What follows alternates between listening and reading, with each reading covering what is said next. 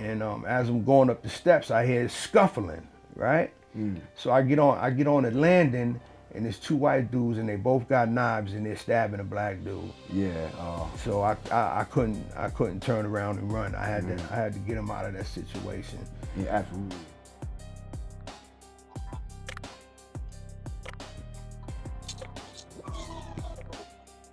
Too quick. Yeah, we're in the closed down section of the hill, man.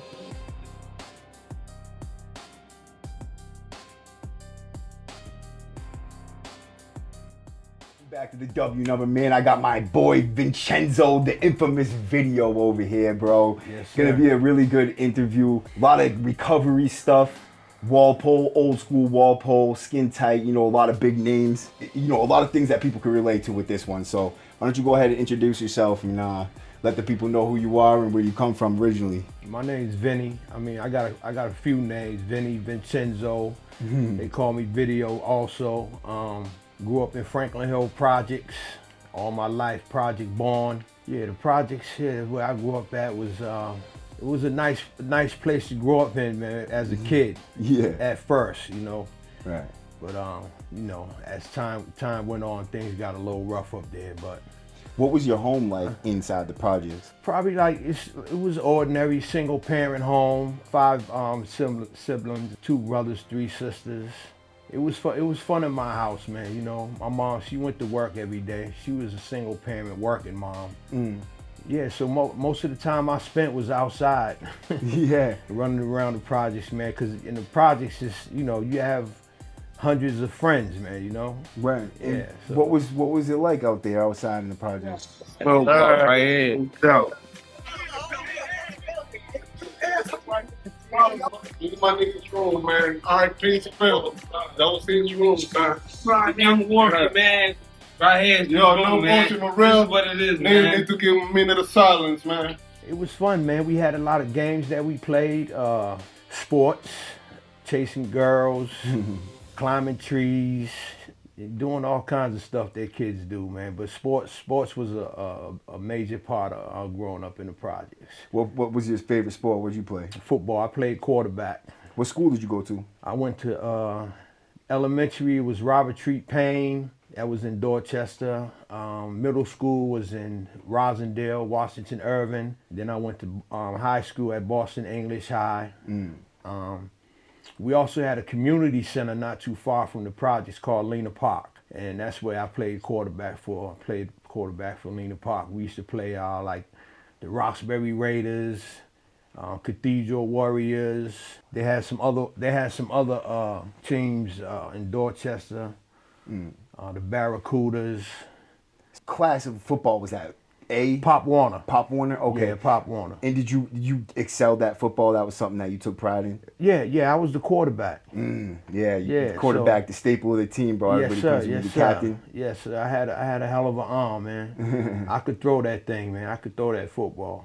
And did you have a lot of friends growing up? Yeah, I had a lot of friends, man. And what was it? Was there gangs in that neighborhood? Things Not like at that time, man. We affiliated with everybody. Like me, myself personally, I hung out in Franklin Field projects. I hung out in Jamaica Plain projects, Mission Hill projects, all over the city, man. All over the city. Before that gang shit really started popping off. People didn't really use guns like that back then, huh? No. It was hands on, man. It was hands on. Yeah. Could you respect a man more that doesn't use a gun and fights? What do you think about that? Like how everybody's using guns nowadays? I don't really promote gun violence or usage because my son was murdered with a gun. Damn, huh? Yeah, my son. Sorry to hear that. Yeah, at 97 he got shot in the chest. He was only 16 at the time.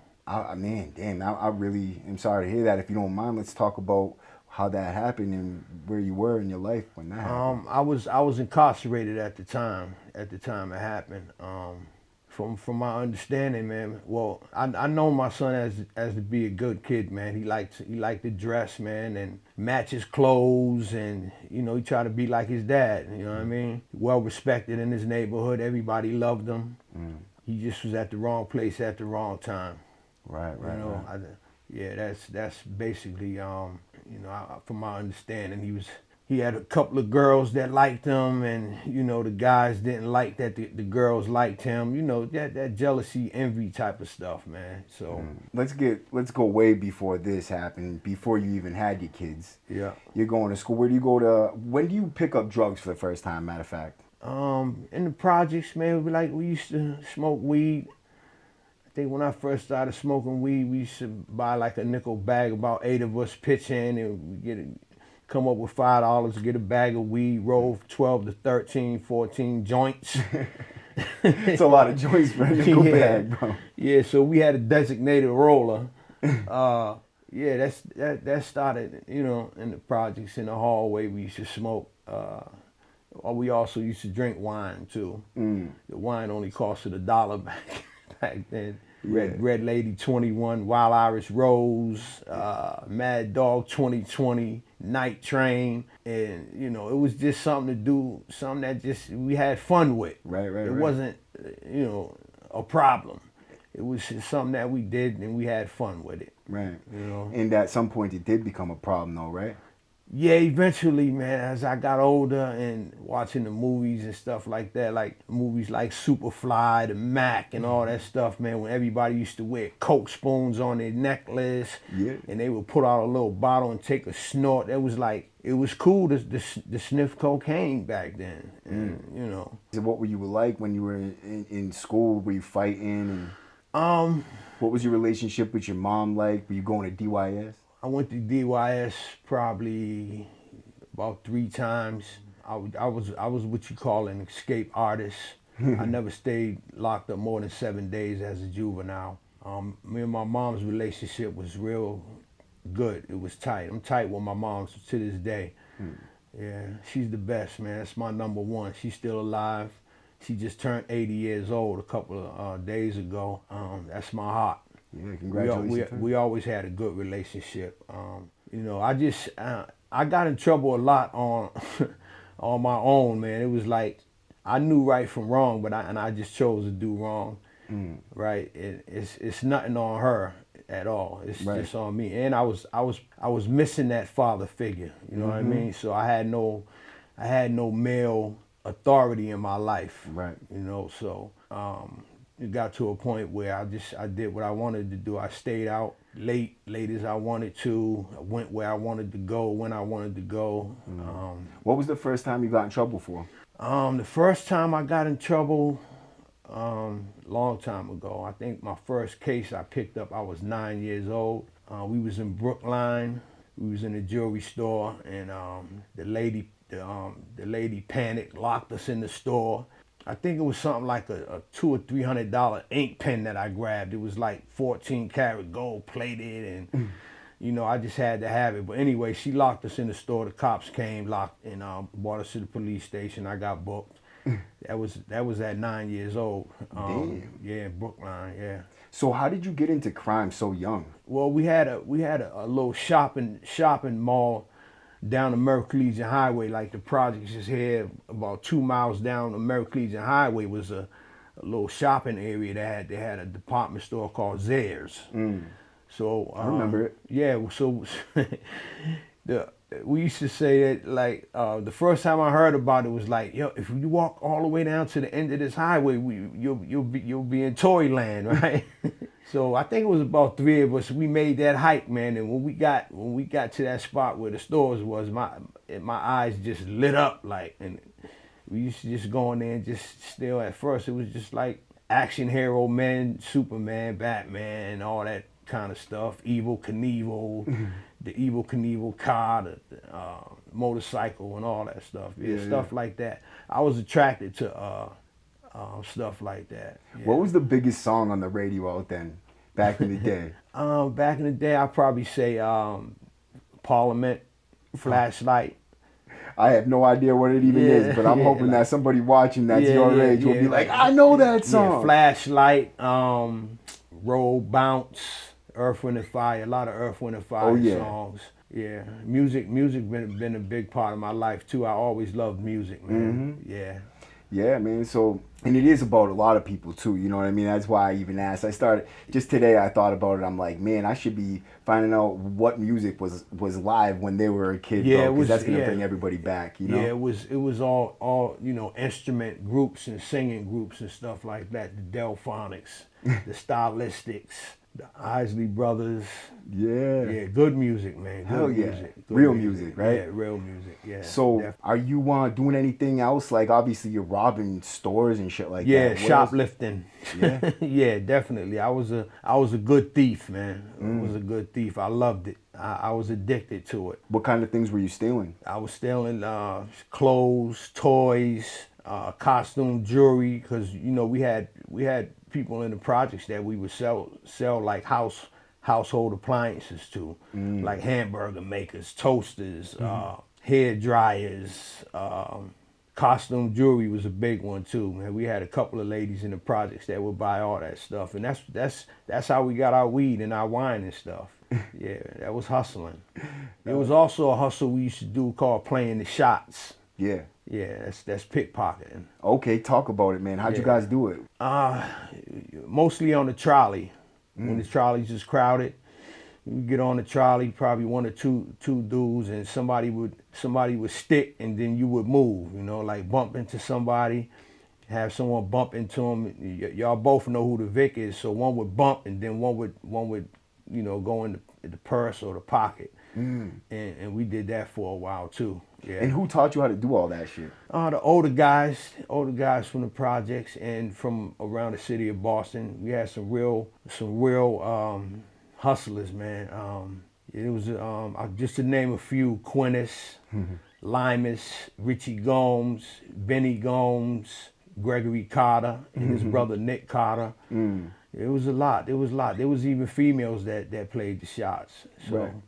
And what's the, I notice a big difference now. Is like there's not those like older heads that are teaching the younger dudes how to do like little like specific crimes like that they used to. You know what I mean? And Yeah. man. Like, Yeah. Learned a lot from the older dudes, man. And they used to always stress about the drugs, man. Don't do the dope. Even though they was doing it, we used to have say someone moved out the projects and that apartment would become vacant. So we would get into that apartment and we would turn it into a clubhouse.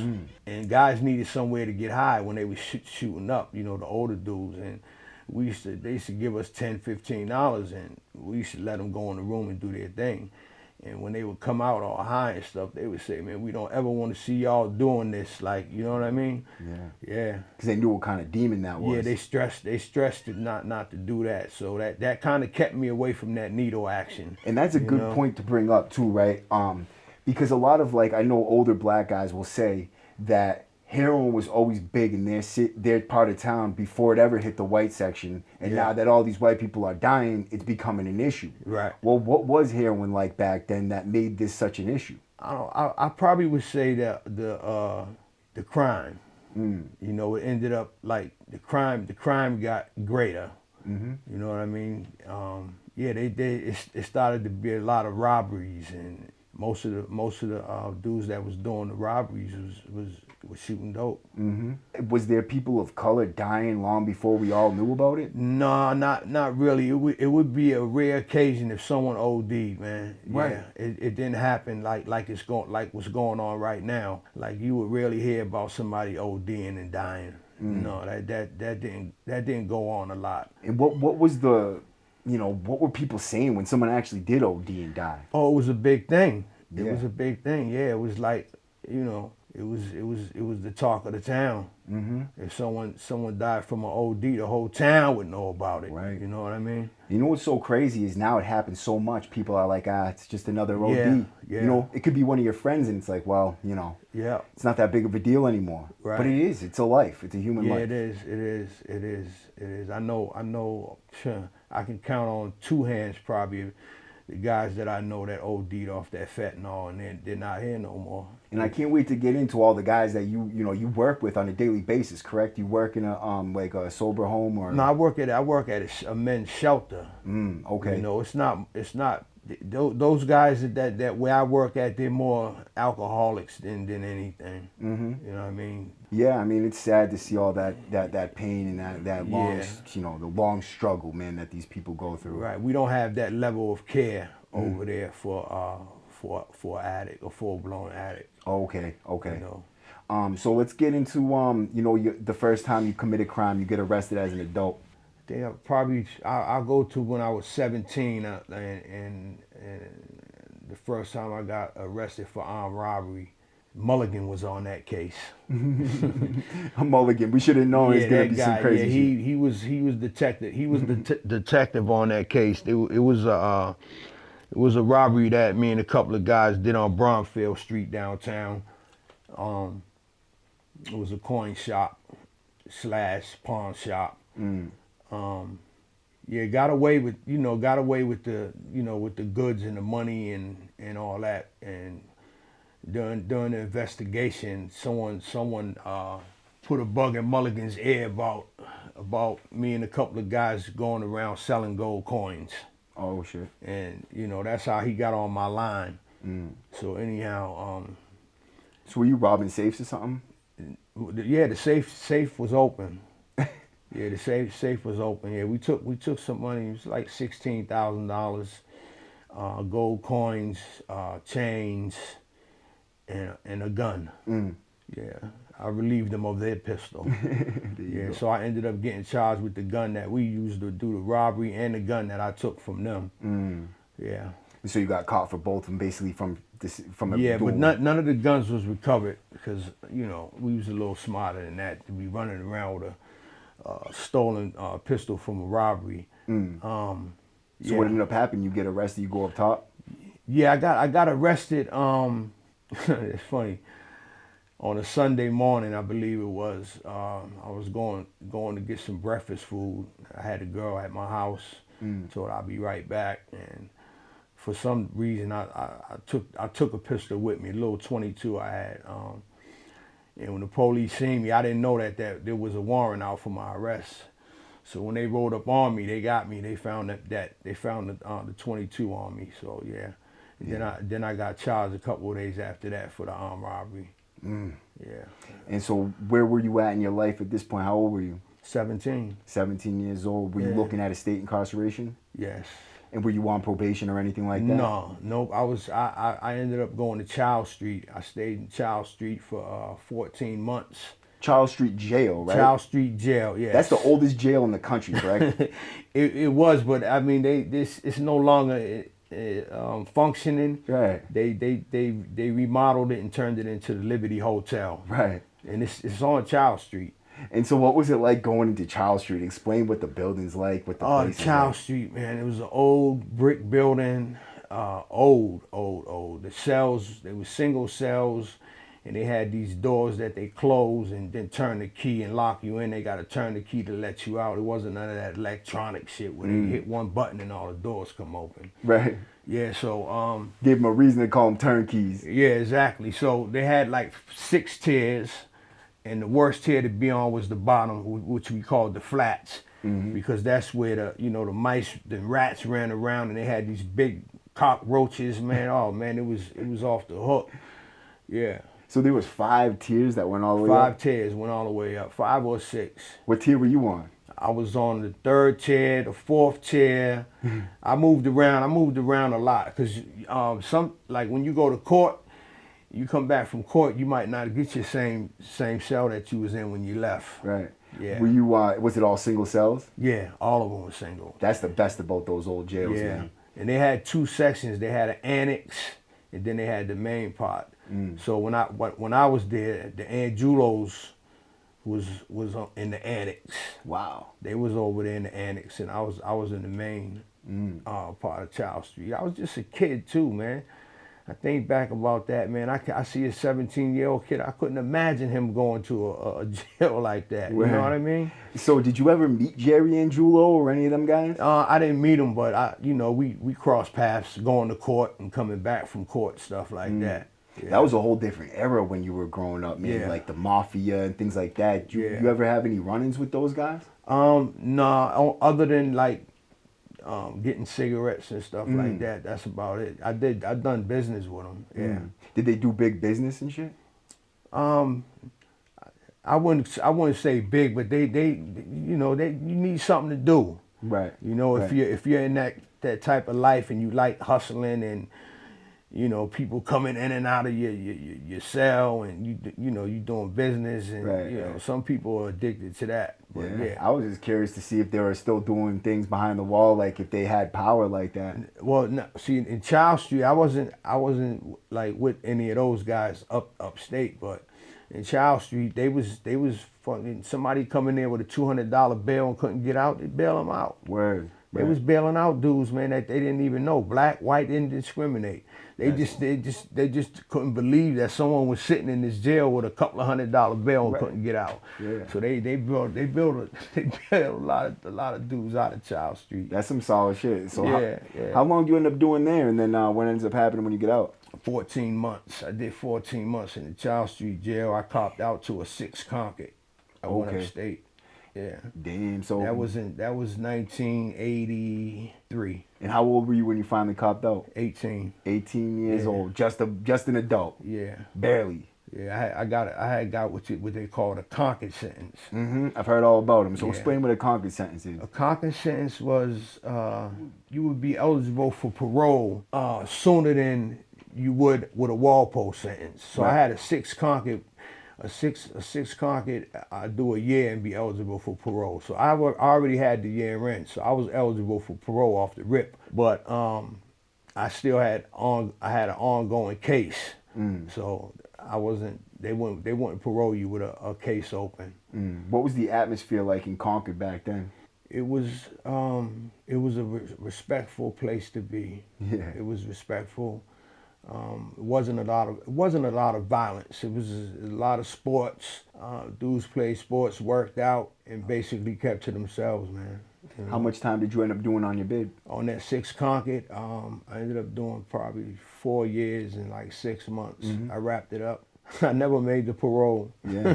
None of us really do, you know? Yeah, I ended up wrapping up a 6 Concord, man. But they also had you can get a 6 Concord, a 10 Concord, a 15 Concord, a 20 Concord, and then a 30 Concord. Anything above the 10, you do 2 years and be eligible for parole. So you have a 30 Concord, but you can go home in 2 years. Right. Yeah. I think it's better like that. Yeah. Gives you the opportunity, if you're doing good, to see parole and go home. Yeah. You know what I mean? Yeah, so someone would take a 30 Concord and the victim would think that, that's good, he got 30 years, but they don't know that this dude's getting ready to be eligible for parole in 2 years. Right. And then you see the parole board every year if you don't make the parole. You see him every year. Yeah. So did you ever end up getting sent to higher security? I did. Yeah, on that bid, or? Yes, on the first one, I did. I wrapped up in Walpole. Yeah. Okay, let's talk about going up to Walpole and what that was like back then in the 80s. You said, right? Yeah. So I got classified. I went to Norfolk. I got classified to Norfolk, and 84. I got classified. I was there, and I ended up getting into a beef. And I ended up piping the dude. I hit a dude with a pipe in the head. Somebody that was close to me was being propositioned by an older dude. It was 3 of us. I ended up piping the dude and getting lugged to Walpole for that. So you hit him with a pipe? Yeah. Damn. Yeah, it was about that long. Okay. Pipe, yeah. What do you mean he was getting propositioned though? He was trying to get. Yeah, he was trying to turn one of my little buddies out, man. Trying to make him his boy. Word. Yeah. And that's something that we didn't tolerate. That the younger dudes, we ended up clicking up. All the young dudes that that I knew from the town and stuff. We just clicked up, man, and said, man, we ain't going for that. You know what I mean? Yeah. All the guys from Cambridge, you mean? From Boston. Oh, from Boston. So everybody from Boston kind of clicked up together up top? Yeah. Okay. All the, mostly the young dudes, man, because back then there was rape going on. Wow, that's crazy. There was some booty bandits around, man, that we had to watch out for. Were you up there with Fatih? Yes, I I've came across Fati a lot. Actually, we had a good relationship. Did man. you really? Let's it was, talk about It was that. respectful. Okay. You know, that's Donnie Blakely. That's who I known him as, Donnie Blakely. But he changed his name to Fati. He was a solid, good dude, you know, and well respected and everything. But you know, I didn't know his history and stuff like that. Right. A lot of people didn't know at first. All that stuff just came out not too long ago about him being a booty bandit and all that, because he kind of kept it on a hush hush, on the down low and all that. He wasn't like blatantly doing that to people. You know what I mean? So he wasn't out in the open just knocking dudes out and taking their buns though? No. Because that's kind of what people made it seem like.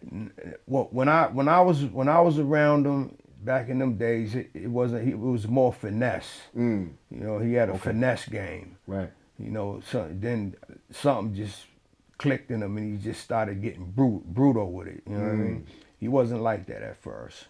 Yeah, I've heard stories about him being just like a regular dude, just another dude on the block. I mean, obviously he has the rape cases and shit like that. Yeah. So what was people saying about that? They didn't know about his rape cases? I wouldn't say they didn't know, but if they knew, they turned up. It's always been selective. Yep. You know, selective with the people that got reprimanded for that kind of behavior. Yep, absolutely. You know what I mean? Because if a dude could fight and he was known to push that knife, then 9 times out of 10 wouldn't nobody mess with him.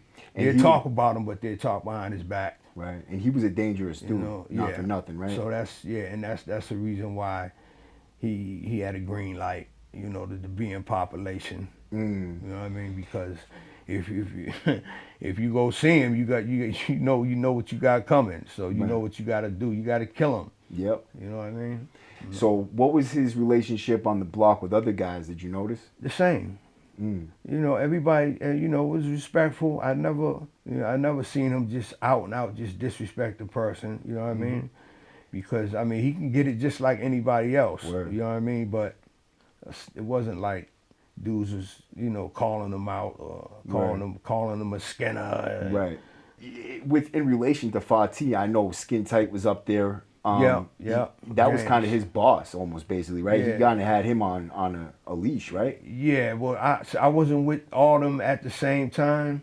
I was with them separately. Okay. You know what I mean? When I met Skin Tight, I met him on his first bid before he had got the life bid. He's from Worcester. Yeah, he was just a workout addict, man. You know, was good with his hands and his feet. Yeah, he's a well-respected, solid guy. You ever seen these guys turn up on anybody? Yeah, I seen I seen Skin Tight put some work in. Really? What? Let's talk about it. I forget the guy's name that that he had a situation with out in the yard. All I seen was a couple of punches and a couple of kicks, and the dude was out. They had to come get him. Yeah. Word. I've heard stories, man, about the race riots and things like that, where he was kind of just, you know, he was pushing an agenda just against white people, and had, you know, it wasn't just him. I know there was a scenario that happened that sparked a problem. Do you know about that? Or? I was gone, but when all that stuff happened, but I heard about it. Yeah. What'd you hear about it, if you don't mind me asking? I forget the players, the names. I don't know. I just know it ended up being a black on white thing. Whites and blacks was going at it, and Skin Tight was up front. Right. He's one of those dudes on the front line. Did you see him, like how he was with other dudes on the block and shit? Yeah. Was he like a boss? Did he have dudes like doing whatever he wanted? Not when I first met him. It wasn't like he got like that when he came back from because he had got out, but he came back with a life bid. That's when he really turned into Skin Tight. Right. His first bid was smooth. You know, worked out, kept to himself, always had a girl, always on a visit. Yeah. It's crazy to me because, you know what, some of the toughest guys I met, they came in, they did their bid quiet like that, or they just did their bid and went home, and then they come back with a life sentence. Yeah. You know what I mean? Do you think it's some of his experiences that he had in there that kind of... I'm not sure, but it usually, like, dudes that don't be from Boston, like, or they're from Springfield or Worcester or another part of Boston, and they get in the system, and they run with Boston dudes, you know, and then their mentality ends up changing. They turn into another, you know, they because you know their swag just gets different. You know what I mean? They stop being like us. Right. You know what I mean? And then when they take it back to that town wherever they from, now they thinking and moving like Boston dudes. You know, they stick out like a sore thumb. Right, you know right. what I mean? Yeah. So that happens a lot too. So Skin Tight was running with the Boston guys? Yeah, yeah. Okay. What was your status and relationship with the other guys that was in Walpole at the time? My status was, I would say I was well respected, man. And I never looked for trouble. You know what I mean? But if something pop off, I'm with it. You know what I mean? I'm with the shit. And you know, I had a few incidents where I had to show my ass. You know what I mean? But mostly my beefs was with the police. Right. You know what I mean? That's the kind of mentality I had. I was against the COs. You know what I mean? Absolutely. Like they couldn't just walk by me with someone handcuffed taking them to the hole and I don't say nothing. You know what I mean? I always spoke up for someone being Abused by the cops, right? Yeah. And what were the cops like towards you guys back then in Walpole? You had some real clowns, man, that would start shit, try to spark shit, you know. But for the most part, yeah, they respected you. You know what I mean? But some of them was dickheads. You know, you had to watch out. Did you ever end up in DDU? Yeah. You did? What'd you end up in DDU for? Yeah. It's funny. Not funny, but it's ironic. I ended up in DDU because I came back from child one day early. So we used to have the maximum end and the minimum end. And down the minimum end, they got two stairwells. They got the front stairwell and the back stairwell. I think they were serving pork or something. I didn't know that until I got in the kitchen. I didn't eat pork at the time. So I came back early. So I decided to take the back steps upstairs to my cell. And as I'm going up the steps, I hear scuffling, right? So I get on the landing, and there's two white dudes, and they both got knives, and they're stabbing a black dude. Yeah. So I couldn't turn around and run. I had to get them out of that situation. Yeah, absolutely. So I got him out of that. I got him out the situation. Luckily, without a scratch on me, but he was wounded. When the police seen him, they hit the panic button, and he ended up going to the hospital. The helicopter came in and got him. They locked the jail down. What did you end up doing, like when you got in it? I threw some punches. Yeah. You know, and they backed off. They didn't get locked up at the time that happened. So the jail was locked down probably for 3 or 4 days. When they opened up the jail and we went to trial, they came to trial. And you know, the brothers was like, man, what happened? I was like, they stuck. The dude's name was East Coast. I was like, they stabbed East Coast up, man. And yeah, I did something. And it was like, who was it? I was like, you know, Frit and Frat. And I said, I'll be right back. And I got up and I just went and just started putting work in. Yeah, I put some work in. How did it affect you being, I don't know, in a place so segregated by race? Yeah, it was an issue, but it wasn't like it is now. Like, no, not now, but it's different from the feds in the state. I was cool with a lot of white dudes upstate, Yeah. man. I'm talking about super cool. Like, there was a guy named John Fiddler. He was a Fiddler. bank robber. Yeah, Yeah, I know Fiddler. That's one of my boys. Yeah. Tommy Flaherty. He's another one. He's a Southie guy. I was cool with Flaherty. The older heads, Billy Royce, Ricky Costa. Okay, so that's a name I'm very familiar with, Ricky Costa. So you were Yeah. cool, you were tight with Ricky? Yeah. So these are all the legends of Yeah. like the prison system out here. Like I legit was legends. I was good with all them dudes, man. All of them. Yeah. And so what was Ricky Costa like? I know he was a straight boss. Yeah, he was. Yeah. Yeah. He So was where were you when you were with him? in Walpole, down the minimum, man. Yeah. Okay, what was he like? Quiet, solid. You know, he didn't look for trouble, you know what I mean? But, you know, he did his thing. You know, he did.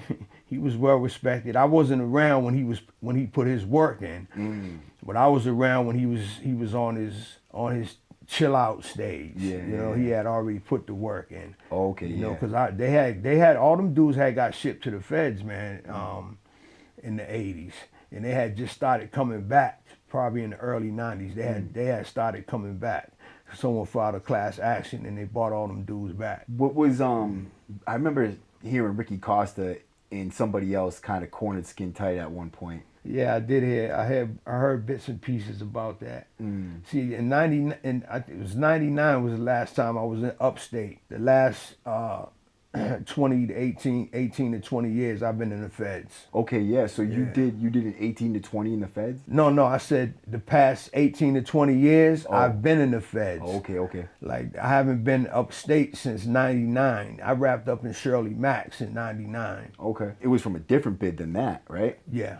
So you end up getting out of Walpole. What ends up happening to send you back? Another armed robbery. Yeah, another armed robbery. Man, it's been a long life. Yeah, another armed robbery. I happened to be in the Prudential building one day. I went into Audubon Payne and I went to use the bathroom and they had like the office door. You could see it had it cracked, and they was in there counting money. It was in there counting money, and I had the pistol on me, and I made them all sit down, took the money. The dude that I had came with, I told him, I didn't know where he had parked at. I just told him I'll be right back. Anyway, I ended up getting caught. So I got rid of the pistol, and the fucking mailman heard the gun when it hit the ground and went under his truck. Yeah. You know what I mean? But yeah, I ended up getting caught. Would they get your fingerprints off it? No. Actually, I didn't get away from that. When the police, when they got went to the robbery, they started locking down the area and shit like that. So, and I was on foot, so because I didn't even see where dude had parked at it, because this was something I did spontaneous. Right. Opportunity. Yeah. So anyway, I got arrested for that robbery. And how much time did you get for that? 5 to 10. Why were you robbing shit though? You just wanted money, or you getting high? Yeah, I both. Yeah. What kind of drugs were you using at the time? I was sniffing dope. Sniffing coke or Sniffing dope. Dope like heroin? Yeah. Did you have a habit on that? Yeah. And what was being a dope addict like out there on the streets? I would call it for me personally. It was I didn't consider myself an addict. Right. You know what I mean? I had a habit, but I didn't do things that I thought I didn't do things that addicts did. Like I wasn't like nodding all over the place, and I wasn't. As long as I wasn't using the needle, I thought I wasn't bad off. You know what I mean? But yeah, it's the same. It's the same. And it's the same. It makes you do things that you wouldn't regularly do if you wasn't using. Absolutely, bro. Yeah. Absolutely, especially when you're sick. Yeah. You know what I mean? You end up going back upstate. Yep. Where do you go this time? The same route. Concord was classification. I got classified to Walpole. And what year was that? That was 87. 87. Still in the 80s, man. Yep, that was 87. I got my second bid in 87 because I came home in 86 off of that 6 Concord. I wrapped up. Yeah. Yeah. And it's still turned up there, all the same guys? Yeah. Yep. So, I mean, is there anything notable that we should talk about that before we get on to the feds and talk about that? Not really, man. I wasn't like the only one that went home and came back. Right. You know what I mean? It was a whole bunch of us. Absolutely. You know what I mean? So it just became a vicious cycle, man, in and out of jail like that, man. And what was that bid like for you though? Same as the first or? Nah, it was still like the same. Like I didn't look at it as, I didn't take it seriously. You know what I mean? Right. Still ran around and played games all the time. You know, worked out, played sports and stuff like, read a couple of books and, you know, stuff like that. Wasn't trying to get educated or do something different or nothing like that. I just went and did my time, did what everybody else did. You know, went on a visit, got what I had to get, still was doing my shit. So you were getting packages and shit like that? Yeah. So what kind of drugs would you bring in? Weed, dope sometimes. And what was that like, bringing in? You get money for that? Yeah. You get money, commissary, and friends. Yeah. You know what I mean? That are around for the wrong reasons. Yes, exactly. You end up making anything legit before you go home? No.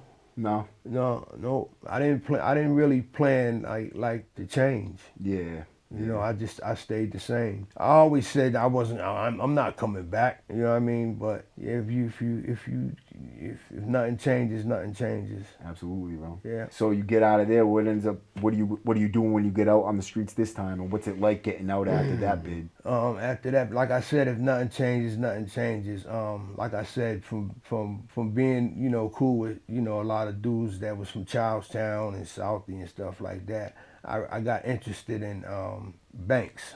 Banks. You know what I mean? Yep. I got interested in that. I used to ask a lot of questions, and I got a lot of knowledge from those guys, man. So yeah. What was your thing about the banks? What got you interested in them? Just being friends with them and hearing all the stories? Yeah, and the money. Yeah. So what was your game plan? When I get out, I'm gonna rob some banks. Yeah. What'd you do? I got out and started robbing banks. Right? Yeah, man. Shit. So what banks did you rob? How did you end up getting caught? My first job was in Upham's Corner. I think I did that one probably 3 times. Symphony Hall, downtown. I got caught because I left a fingerprint behind. Yeah. But you were doing good though. It seems like you got a few under your belt before. Yeah, I did. I never got caught at the scene of the crime. I always got away. What was it like planning it? You sit there. What are you doing? Yeah, so if I go in and I see if like I didn't want to rob a bank that had guys in it. So I used to look for all women. You know what I mean? Because I didn't want a problem with these guys. Yeah. So, no heroes, right? Right. And I used to jump over the counter. So they called me a vaulter. Because I would jump over the counter, so I would make sure that it didn't have a plexiglass, from the floor up to the ceiling. I would look for those kind of banks like that didn't have a plexiglass, so I can just jump over the counter. And I left a print on the counter. Yeah. Did you not wear gloves or something? No, I didn't wear gloves. I didn't plan on leaving a print behind either, but I did. How did you figure you weren't gonna leave a print if you put your hand? Well, I should have used gloves, but I didn't. It was just the luck of the draw. I just got lucky. Yeah. Yeah. And so it was more just about the right circumstances, the right time you getting away and shit like that. Yeah, bro. pretty much. Like, how did the cops find you? Like, not just find out who you are, but they come and get you. Where they find you? Yeah, they came to my mother's house and my sister answered the door and they told my sister that someone's out was using my identity. That's what they claimed, that someone was using. So once I knew that they had been by the house, I knew what time it was. So I was in a program. I went into a program and I was actually at in Worcester at the Channing House, and that's where they came and got me at. And what was the feeling like, just knowing you were going down? It was a horrible feeling, man. Yeah. It was a horrible feeling. I knew they was coming. I just didn't know when or where. You know what I mean? I knew they was on to me, but yeah, they came and surrounded the halfway house I was in. Wow. Yeah. And so they take you off, and Yeah. What are you thinking in the car on the way? I'm going to jail for a long time. And I'm thinking about the feds, the federal system and stuff like that. And so what ends up happening with that? I ended up pleading out to 90 months.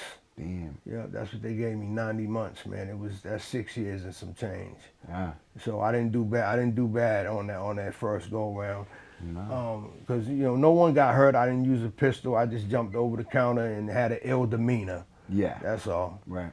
That's it. And so where do you go in the feds? I went to it. I was held at Plymouth for a while, and I went from Plymouth to Wyatt. It's another holdover. Yeah. That's where they come pick you up at and take you into the federal system. The first spot I ended up was USP Atlanta. Atlanta used to be a penitentiary. It's a medium now. So that's the first place I ended up, was in Atlanta. What was it like in USP Atlanta? It was different. It was different.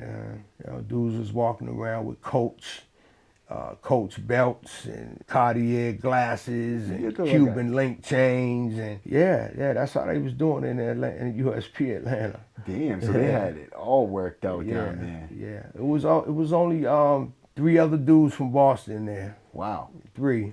Did you know him? Yeah, I knew. Well, one of them I knew well. They call him Nine Ball. He was there. He's from Lenox Street Projects, and another guy was from Lenox also was Roy Gall. He was there too. What year was this again? 2001. 2001. Yeah. Okay. Yeah. So that's still a grip ago. Yeah. That was 2001. So how long do you spend in USP Atlanta? Do you spend it around any notable figures, like people everybody would know? Well, let me see. You ever heard of Nicky Scoffer? Yeah. Little Nicky was there.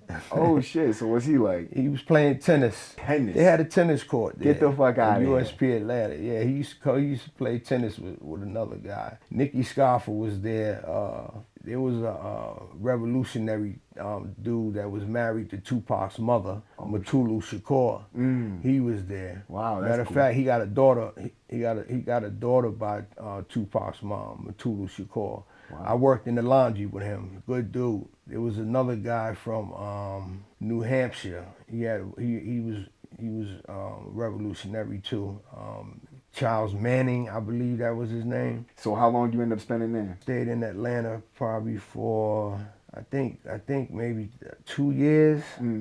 2 years, something like that. And what happened was they was opening up a new penitentiary, and they was looking for people to go to this new spot. One of the requirements was you had to be disciplinary free for like 2 or 3 years. But I didn't have no D reports anyhow. My record was clean in the feds, you know what I mean? So I was eligible to go to this new penitentiary in Kentucky, right? Which ended up becoming Big Sandy. Really? Yeah. So you opened up Big Sandy? I opened up Big Sandy. I was number 15 in the door. That's so wild. Yeah. And so what was it like opening? It was sweet, man. Yeah. It was only like 90 dudes there, you know what I mean? So it was I couldn't believe it. Like we would go to chow and we would eat. The COs was in line with us. It was good food then. Yeah, it was good, man. You could eat 2 or 3 times. But then they started bringing them buses in. You know what I mean? But they wasn't taking no disciplinaries. It was just all dudes that had clean time. You know what I mean? That hadn't been in trouble for a while. It didn't start getting wild till they started taking disciplinaries. Yeah. And then Big Sandy just turned into a beast. Wow. Yeah, I heard, man. Yeah. I heard it was like one of the worst penitentiaries out there. Yes. And it was a penitentiary still then. Yeah, right? yeah. It's weird to me that they didn't accept people with disciplinary tickets out of a penitentiary. Right. Yeah. Yeah, they didn't because they was opening up. So we had first dibs on all the jobs. Nice. All the good jobs. The first 2 cells was big cells, like you know what I mean. Right. Was bigger than the other cells, so we had dibs on all that stuff. But What was the atmosphere like in that place? at that time? The atmosphere was la-di-da-di-da. Like, wasn't nothing going on. It was empty. I remember some of them buildings stayed empty for a while. And how long do you end up doing over there? I stayed in Big Sandy like 3 years and some change. That's where I went home from. Oh, you went home from Big Sandy. That's Yeah. awesome. All right. Did they provide you anything to go home with, like programming or your ID, shit like that? Yeah, yes. Social Security card be waiting at the door for you. They only give you a few dollars to catch the bus and get something to eat while you're traveling. That's it. And you were far away from home in Big Sandy. How do you get home from there? They put you on the cheapest ticket bus ride they can find. You be in some states and be in that state for an hour before you leave the state. And so you get home, and what's the world like now after that time? Cell phones. Well, they had just started before I got locked up. They had these Ericsson cell phones, but it wasn't like the flip ones wasn't out yet, and Apple and all that shit wasn't out. But when I came home, I was like, wow, you know what I mean? Word. Yeah. So you end up getting into the recovery field at some point, or you end up going back before that? Yeah. You end up going back again? Yeah. Ooh, what ended up happening for this time? Before you even get to that, were you out there running the streets again? No, I wasn't actually. When I came home from my first Fed bid, I had got a job. I was working with a dude that used to do demolition. You know what I mean? And he had a plug with the labor union. Okay. So after I worked with him for a couple of months, he walked me into the hall over there in Methuen. and I ended up getting a card. I ended up getting a labor's union. So I had gotten to the labor's union. I was going on jobs, not all the time though. It wasn't a lot of work at this time. For what reason, I don't know. But I ended up getting a car, so I had a car note. I was living with a girl. Yeah, I was doing all right. I was chilling. Were you getting high? Not at first, but I did pick up. I picked up after probably about 3 months. Why'd you pick up the first time? I don't know, just being bored, man. Boredom, missing that feeling, the ripping and running. You know, I kind of like missed the streets, so to speak. So I went back to doing what I did, man. Were you robbing banks again? Yeah. How many banks you get this time? I didn't last long, man. I didn't last long. I don't know, probably about 3. It was 3. They charged me with 3, but you know, it was more than 3. But that's what they charged me with. This time I got 151 months. That's a fucking smoker. Yeah. How long is 151 months in a year? 12 years. 12 and years. Some change. So after I did that bid, that's the one that knocked me off my feet, man. That's when I wised up. Right. What was the hardest part about that bid there? Missing my mother. Did she pass away when you were born? No, Okay, I prayed on that, man. She's still alive to this day. Yeah. Really? Wow, Yeah. good Like for you, she man. just turned 80. Yeah. Yeah, God bless the mothers out Yes, there, man, yes, taking care of us definitely, comics. definitely. Man. You got knocked off with that. So Yeah. what really made it? Like, why'd you say finally, like, fuck it, I'm done? The politics. In the prison? Yeah. What was going on with the politics? Just a bunch of just foolishness, man. Like, I would never put myself through that again, man. Like, these dudes they politicking over the tables where you sit at and play cards. They politicking over the showers, the TVs. This is a blood TV. This is a Crip TV. This is a Nathaniel, or this is a Sereno, and man, it was just crazy, man. I just couldn't believe I put myself through that, man, for 12 years. Nah. And so that was the biggest difference, is the gangs inside the joint? Yeah, the politics, man, and just like missing my family, and finally realizing that, man, that life is, to me now, is like family means more to me than anything. Hell man. yeah. Like I didn't mention this, man, like on my first Fed bid, one of my brothers passed away. Then on my second bid, my other brother passed away. So that was it. My mother had no more boys. I'm the only one left. So that struck a chord in me too. My brothers being gone. And where were you when your son got murdered? I was in OCC. And what year was that again? 97. 97. So that was after your second bid. Yeah, that was during my second bid. Or during your second bid, yeah. Yeah. And where were you when you heard that news? Somebody I was talking to was on lockdown for the night. And he was watching the news, and I was looking through his glass, and I could see the news too. And when I seen that area where they was at, I was like, "Damn, that's around my way. Like, what happened?" He said, "Oh, some kid got shot, something about." And that same night, they came to my cell. That same night, the lieutenant came and got me. It's so different when it's your own kid. Yeah. And when you first heard about it, were you like, oh, whatever? Yeah. Nah, they put me in like a quarantine type thing. Like they let me lay down up in the hospital in one of those cells up there for a day. Once they told you? Yeah, they took me out. They took me out of population, and just to let me lay down and reflect, I guess. But they let me out the next day. Everybody knew about it, so I was getting condolences from everybody and all that. What was going through your mind? I'm gonna kill somebody. Yeah. Yeah. Did you find out ever what the reason was that he got murdered? Or Yeah. I mean, the streets talk. I heard a few different stories. You know what I mean? But well, I'm sorry to hear that, my guy. It's all good though. It's time heals, man. It's yeah. And so, but now you've had a lifetime of trauma that you're saying, oh, I'm done now. What do you do? Yeah. Oh, when I came home in 2018.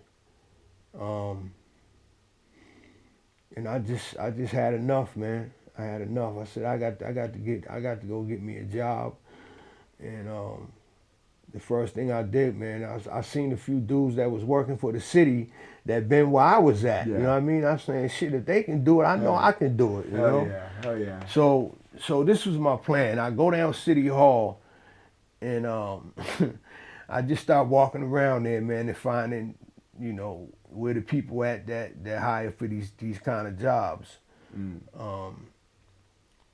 So I must have hung around City Hall probably for about 2 weeks, man, just up and down the hallway, in and out of offices, talking to people, asking them how can I get, you know, work for the city and blah blah blah.